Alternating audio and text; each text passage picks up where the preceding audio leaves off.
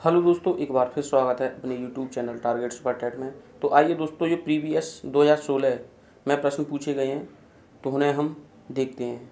तो चलिए दोस्तों शुरू करते हैं।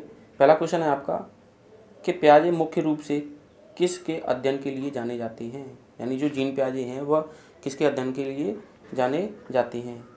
पहला ऑप्शन है भाषा विकास के लिए, बी ऑप्शन है यौन विकास के लिए, सी ऑप्शन है संज्ञानात्मक विकास के लिए और डी ऑप्शन है सामाजिक विकास के लिए। तो जो जीन प्याजे हैं मुख्य रूप से संज्ञानात्मक विकास के लिए जाने जाते हैं, यानी इसका सी ऑप्शन एकदम राइट आंसर होगा। दूसरा प्रश्न है कि जब मानव शरीर के एक भाग को दिए गए प्रशिक्षण का अंतरण दूसरे भाग में हो जाता है तो इसे कहते हैं। ए ऑप्शन है ऊर्ध्व अंतरण, बी ऑप्शन है क्षैतिज अंतरण और सी ऑप्शन है द्विपार्श्विक अंतरण और डी ऑप्शन है उपयुक्त में से कोई नहीं। तो जब मानव शरीर के एक भाग को दिए गए प्रशिक्षण का अंतरण दूसरे भाग में हो जाता है तो इसे हम द्विपार्श्विक अंतरण कहते हैं। क्या कहते हैं? द्विपार्श्विक अंतरण कहते हैं, यानी सी ऑप्शन सही आंसर है। तीसरा क्वेश्चन है कि दिए हुए प्राप्त अंकों के समूह में जो प्राप्तांक बहुधा सबसे अधिक बार आता है, यानी कोई भी समूह हो उसमें अगर कोई अंक सबसे ज़्यादा अधिक बार हो तो उसे हम क्या कहते हैं। ए ऑप्शन है बहुलक, बी ऑप्शन है मध्यमान, सी ऑप्शन है मध्यांक और डी ऑप्शन है मानक विचलन। तो जो बहुधा सबसे अधिक बार आता है उसे हम बहुलक कहते हैं। क्या कहते हैं? बहुलक कहते हैं, यानी ए ऑप्शन इसका सही है। चौथा प्रश्न है कि क्रिया प्रसूत अनुकूलन सिद्धांत का प्रतिपादन किया था, यानी जो क्रिया प्रसूत अनुकूलन का सिद्धांत है वह किसने प्रतिपादित किया था। ए ऑप्शन है पावलोव ने, बी ऑप्शन है स्किनर ने और सी ऑप्शन है थॉर्नडाइक ने और डी ऑप्शन है कोहलन ने।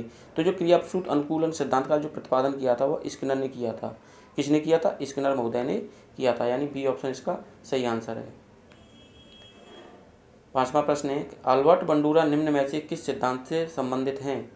ए ऑप्शन है सामाजिक अधिगम का सिद्धांत, बी ऑप्शन है व्यवहारात्मक सिद्धांत और सी ऑप्शन है विकास का संज्ञानात्मक सिद्धांत और डी ऑप्शन है विकास का मनोसामाजिक सिद्धांत। तो जो अल्बर्ट बंडूरा हैं उन्होंने जो सिद्धांत दिया था वह सामाजिक अधिगम का सिद्धांत दिया था। कौन सा दिया था? सामाजिक अधिगम का सिद्धांत अल्बर्ट बंडूरा ने दिया था। पांचवा प्रश्न है कि मानसिक आय का प्रत्यय दिया था। यह प्रश्न सबसे ज़्यादा पूछा जाने वाला है कि मानसिक आय का प्रत्यय दिया था। ए ऑप्शन है विनय साइमन ने, बी ऑप्शन है स्टर्न ने, सी ऑप्शन है टर्मन ने और डी ऑप्शन है सिलिबर्ट ने। तो जो मानसिक आय का सर्वप्रथम जो प्रत्यय दिया था, यानी मानसिक आय का जो प्रत्यय दिया था वह विनय और साइमन ने दिया था। किसने दिया था? विनय और साइमन ने दिया था। ए ऑप्शन इसका सही है। सातवां प्रश्न है कि निम्नलिखित में से कौन सा सीखने का नियम नहीं है। ए ऑप्शन है तत्परता का नियम, बी ऑप्शन है तनाव का नियम, सी ऑप्शन है प्रभाव का नियम और डी ऑप्शन है अभ्यास का नियम। तो जो सीखने का इनमें से नियम नहीं है वह तनाव का नियम नहीं है। जो थॉर्नडाइक महोदय ने 3 मुख्य नियम दिए थे, तत्परता का नियम, प्रभाव का नियम और अभ्यास का नियम, और 5 गौड़ दिए थे। 8वां प्रश्न है कि सीखने से संबंध प्रतिक्रिया सिद्धांत में पावलोव ने प्रयोग किया है, यानी पावलोव ने किस पर प्रयोग किया है। ए ऑप्शन है बिल्ली पर, बी ऑप्शन है कुत्ते पर, सी ऑप्शन है बंदर पर और डी ऑप्शन है चूहे पर। तो यह पावलोव वाला है, यह भी बहुत पूछा जाता है और इस पर इन्होंने कुत्ते पर प्रयोग किया था, यानी पावलोव महोदय ने कुत्ते पर प्रयोग किया था। 9वां प्रश्न है कि सूझ द्वारा सीखने के सिद्धांत का प्रतिपादन किया है। ए थॉर्नडाइक ने, कोहलन ने, पावलोव ने, वुडवर्थ ने। तो जो सूझ द्वारा सीखने के सिद्धांत का प्रतिपादन किया है वह कोहलर महोदय ने किया है। किसने किया है? कोहलर महोदय ने किया है, यानी बी ऑप्शन इसका सही है। कार्य को आरंभ करने, जारी रखने और नियमित करने की प्रक्रिया है। ए ऑप्शन है प्रेरणा, बी ऑप्शन है संवेदना, सी ऑप्शन है सीखना, डी ऑप्शन है प्रत्यक्षीकरण। तो जो कार्य को आरंभ करने और जारी रखने की जो प्रक्रिया होती है वह हमारी प्रेरणा होती है। क्या होती है? प्रेरणा होती है। ए ऑप्शन सही है। 11वां प्रश्न है कि विस्मृति कम करने का उपाय है। ए ऑप्शन है सीखने में कमी, बी ऑप्शन है सीखने की त्रुटिपूर्ण विधि, सी ऑप्शन है पाठ की पुनरावृत्ति और डी ऑप्शन है स्मरण करने में कम ध्यान देना। यानी विस्मृति कम करने का जो सबसे ज़्यादा उपाय होता है तो वो होता है आपका कि पाठ की पुनरावृत्ति। अगर हम किसी पाठ को काट पाठ की पुनरावृत्ति करते हैं तो उसे विस्मृति कम करने के उपाय के अंतर्गत आता है। नेक्स्ट प्रश्न है कि क्रोध व भय प्रकार हैं अभिप्रेरणा के, सामवेद के। यहाँ पर सामवेद नहीं होगा, यहाँ पर सामवेद नहीं होगा, संवेग होगा। क्या होगा? संवेग। संवेग के, परिकल्पना के और मूल प्रवृत्ति के। तो जो क्रोध व भय प्रकार होते हैं वो संवेग के होते हैं, यानी बी ऑप्शन हमारा सही आंसर है। 13वां प्रश्न है कि दूसरे व्यक्ति के व्यवहार की नकल है, यानी जो दूसरे व्यक्ति की व्यवहार की नकल है वो क्या है? ए सीखना, बी अनुकरण, सी कल्पना, डी चिंतन। तो दूसरे व्यक्ति की जो व्यवहार की नकल होती है उसे हम अनुकरण कहते हैं। क्या कहते हैं? अनुकरण कहते हैं। बी ऑप्शन इसका सही है। 14वां प्रश्न है यदि पूर्ण ज्ञान व अनुभव नए प्रकार के सीखने में सहायता करते हैं तो उसे हम कहते हैं। ए ऑप्शन है नकारात्मक प्रशिक्षण स्थानांतरण, बी ऑप्शन है सकारात्मक प्रशिक्षण स्थानांतरण, सी ऑप्शन है प्रशिक्षण स्थानांतरण, डी ऑप्शन है सीखना। तो यदि पूर्व ज्ञान व अनुभव नए प्रकार के सीखने में सहायता करते हैं तो उसे हम सकारात्मक प्रशिक्षण स्थानांतरण कहते हैं। क्या कहते हैं? सकारात्मक प्रशिक्षण स्थानांतरण कहते हैं, यानी बी ऑप्शन सही है। सीखी हुई बात को स्मरण रखने या पुनः स्मरण करने की असफलता को कहते हैं कल्पना, स्मृति, विस्मृति और ध्यान। तो स्मरण रखने या पुनः स्मरण करने की असफलता को तो हम विस्मृति कहते हैं। क्या कहते हैं? विस्मृति कहते हैं, यानी सी ऑप्शन इसका सही आंसर है। टर्मन के अनुसार 90 से 100 बुद्धि लब्ध का बालक माना जाता है। ए ऑप्शन है मंद बुद्धि, बी ऑप्शन है सामान्य बुद्धि, सी ऑप्शन है श्रेष्ठ बुद्धि और डी ऑप्शन है क्षीण बुद्धि। तो जो मंद बुद्धि होती है तो वो, और सामान्य बुद्धि, श्रेष्ठ बुद्धि और क्षीण बुद्धि, तो यह सामान्य बुद्धि के अंतर्गत आता है। किसके अंतर्गत आता है? सामान्य बुद्धि के अंतर्गत आता है। 17वां प्रश्न है कि हाल का सिद्धांत यानी स्टैनले हॉल का सिद्धांत निम्न में से किसकी व्याख्या करता है? ए ऑप्शन है बुद्धि की प्रकृति की, बी ऑप्शन है अधिगम में अभिप्रेरणा की भूमिका की, सी ऑप्शन है मूल्यों का विकास, डी ऑप्शन है किशोरों का मनोविज्ञान। तो जो स्टैनले हॉल हैं, जो इनका सिद्धांत व्याख्या करता है वो किशोरों के मनोविज्ञान की व्याख्या करता है, बुद्धि की भी नहीं करता है, अधिगम में अभिप्रेरणा की भूमिका की बात नहीं करता, मूल्यों में विकास की बात नहीं करता, लेकिन किशोरों का मनोविज्ञान की बात करता है। 18वां प्रश्न है कि मानव व्यक्तित्व के मनोलैंगिक विकास को निम्न में से किसने महत्व दिया था? ए ऑप्शन है कमेनियस ने, बी ऑप्शन है हॉल ने, सी ऑप्शन है हॉलिंगवर्थ ने, डी ऑप्शन है फ्रायड ने। तो जो मानव व्यक्ति के मनोलैंगिक विकास को जो महत्व दिया है वो सिगमंड फ्रायड ने दिया है, यानी मनोलैंगिक विकास को जो महत्व दिया गया है वो सिगमंड फ्रायड के द्वारा दिया गया है। 19वां प्रश्न है कि मनोविज्ञान की प्रथम प्रयोगशाला को स्थापित करने का यानी किसने स्थापित किया था? ए ऑप्शन है विलियम वुंट ने, बी ऑप्शन है सिगमंड फ्रायड ने, सी ऑप्शन है पावलोव ने और डी ऑप्शन है वाटसन ने।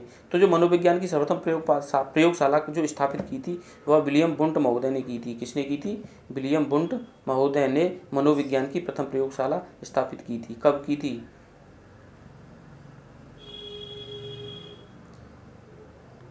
20वां प्रश्न है गेस्टाल्ट मनोविज्ञान की आधारशिला किसने रखी थी? ए ऑप्शन है फ्रांज बब्रेंटानी ने, बी ऑप्शन है मैक्स वर्दीमार ने, सी ऑप्शन है एडगर रुबिन ने, डी ऑप्शन है कर्ट लेविन ने। तो जो गेस्टाल्ट मनोविज्ञान की आधारशिला रखी है वो मैक्स बर्दीमर ने रखी है। किसने रखी है? मैक्स बर्दीमर महोदय ने ही गेस्टाल्ट मनोविज्ञान की आधारशिला रखी है।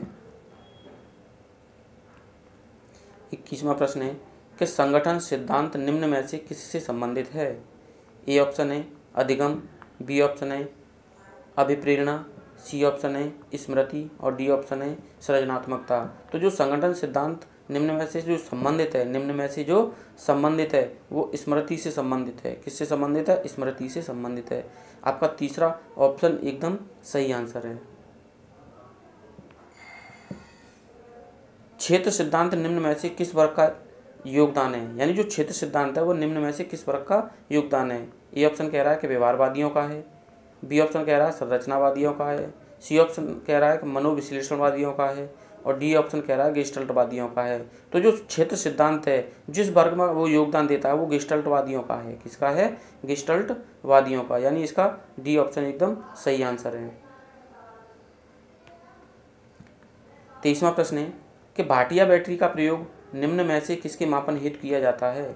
ए ऑप्शन है व्यक्तित्व, बी ऑप्शन है रुचि, और सी ऑप्शन है बुद्धि, और डी ऑप्शन है अभिक्षमता। तो जो भाटिया बैटरी का प्रयोग किया जाता है, जो भाटिया बैटरी का प्रयोग किया जाता है वह बुद्धि के मापन हेतु किया जाता है। किसके हेतु किया जाता है? बुद्धि के मापन हेतु किया जाता है भाटिया बैटरी का प्रयोग।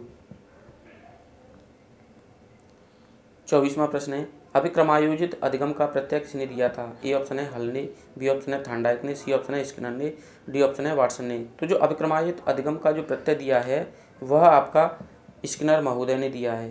किसने दिया है? स्किनर महोदय ने ही अभिक्रमायोजित अधिगम का प्रत्यय दिया था। 25वां प्रश्न है कि व्यवहारवादी यानी व्यवहारिक क्षमताओं में यानी व्यवहारिक होगा, यहाँ पर व्यवहारिक होगा। क्या होगा? व्यवहारिक। ऐसे ही